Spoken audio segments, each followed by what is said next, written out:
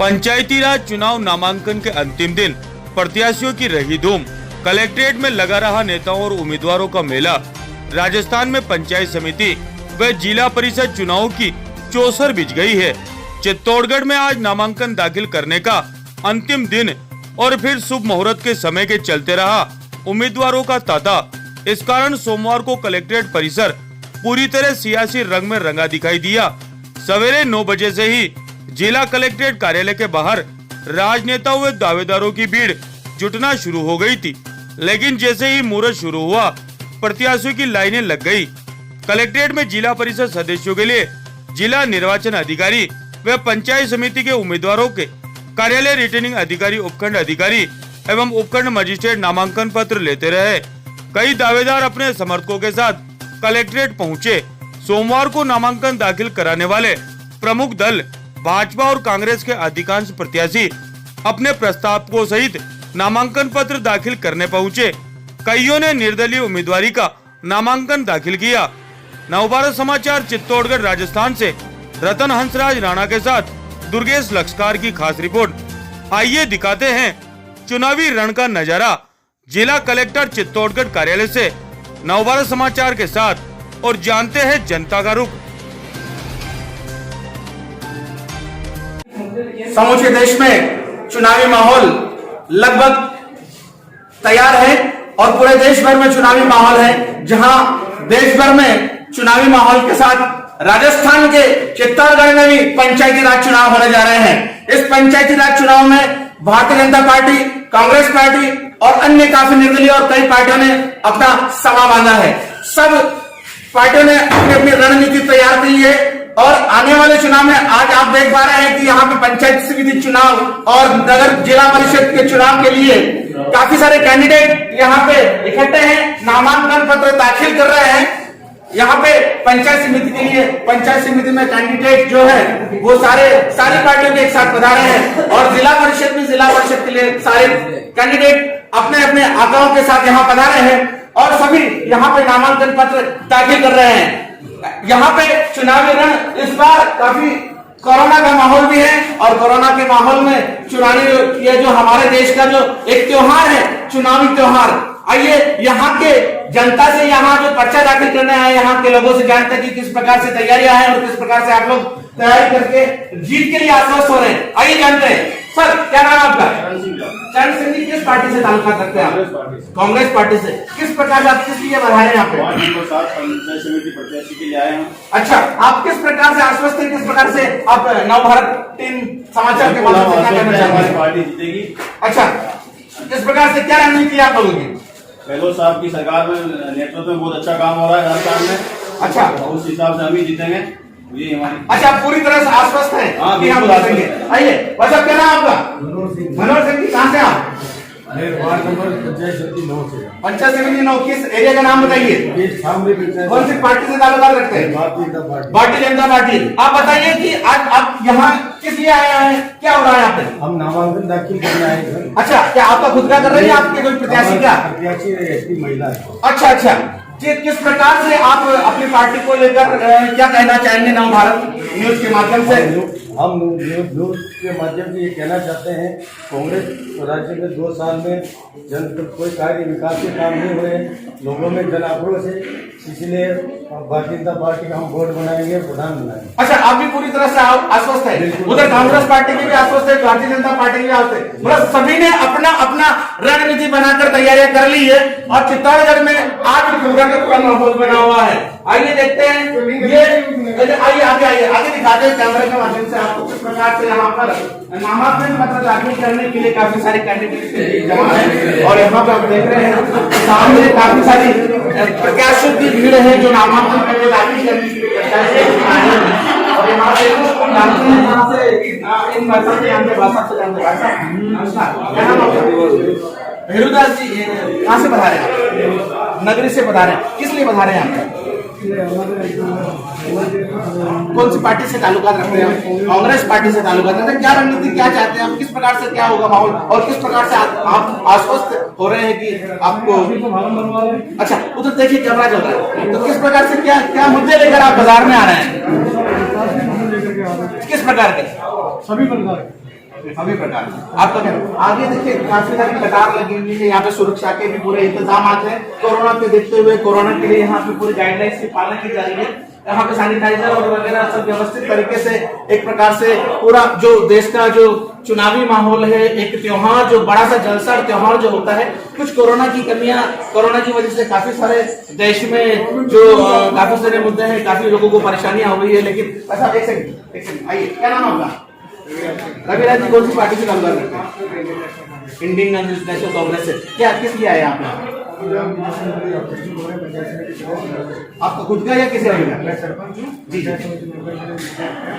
आप किस प्रकार से जीत के लिए आप आश्वस्त करते हैं या क्या रणनीति है आपकी हमारे जो माननीय मुख्यमंत्री जी की कल्याणकारी योजनाएं हैं कोरोना में बेस्ट प्रबंधन है और राजस्थान के अंदर उन्होंने फ्लैगशिप योजनाएं चला रखी है उनके प्रचार से और मुख्यमंत्री जी के पक्ष में बहुत अच्छा माहौल है ये सोचते हुए हम अवश्य जीतेंगे पूरी तरह से जीत के लिए सारी पार्टियां आश्वस्त कर रही है बीजेपी और कांग्रेस और इसको लेकर काफी सारी भीड़ यहाँ पे जमा है और जो त्योहार चुनावी माहौल जो त्योहार चल रहा है उसके लिए हर पार्टी पूरी तरह से आश्वस्त हो रही है अपनी अपनी रणनीति बनाकर भारतीय जनता पार्टी कांग्रेस पार्टी और अन्य पार्टियां अपने अपनी रणनीति के अनुरूप काम कर रहे हैं लेकिन ये तो जब चुनाव होगा और मतदाता जो अपना डिसीजन लेगा और बटन दबाएगा उसके बाद जो नतीजे और परिणाम आएंगे उसी के अनुरूप जान सकेंगे कि किस प्रकार और कौन जीतता है सारी की सारा जो पलड़ा है वो जनता के हाथ में है। नवभारत समाचार कैमरामैन राणा जी के साथ दुर्गेश लक्ष्कर चित्तौड़गढ़ से।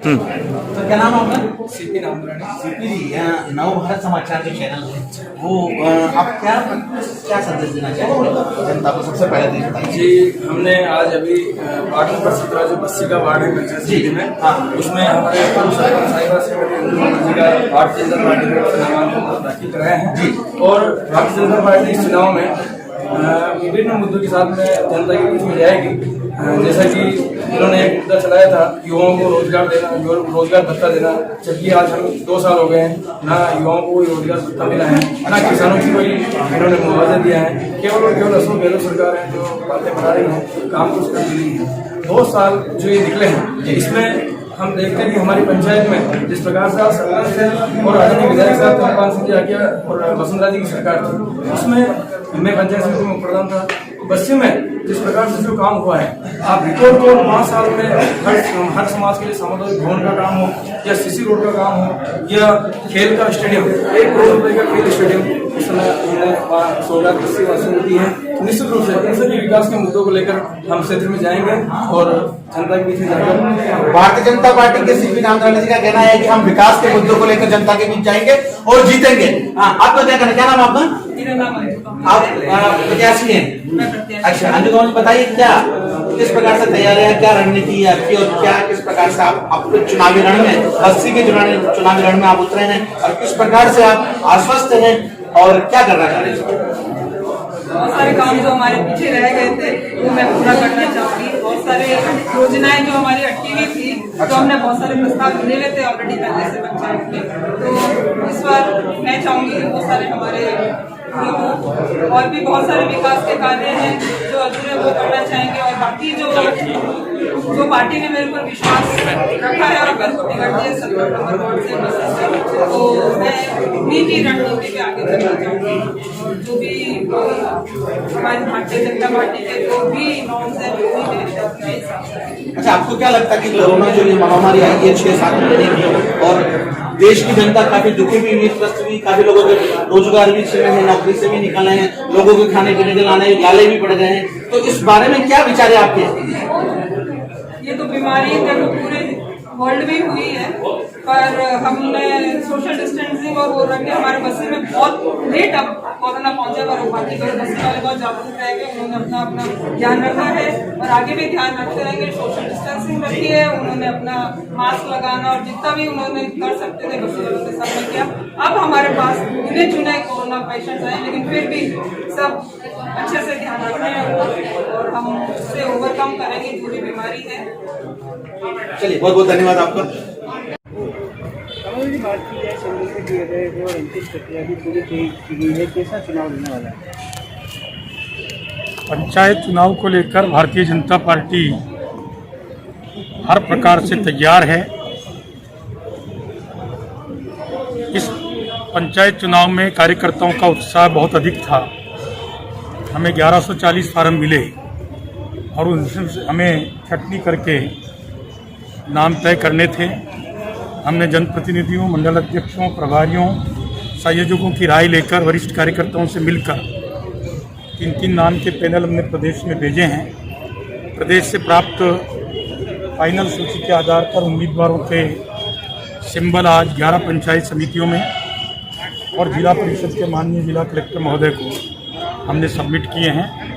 हमें पूरा विश्वास है कि हम एकजुट होकर इस चुनाव में भारतीय जनता पार्टी की विजय का परचम फहराएंगे। 1140 पूरे पंचायत समिति में जिला परिषद सदस्य सभी लेकिन नामांकन पत्र दाखिल करने के बाद बगावत की बातें भी शामिल आ रही, कुछ बागी प्रत्याशियों ने नामांकन पत्र दाखिल कर दिया है। तो पार्टी इसकी स्थिति को देख रही है।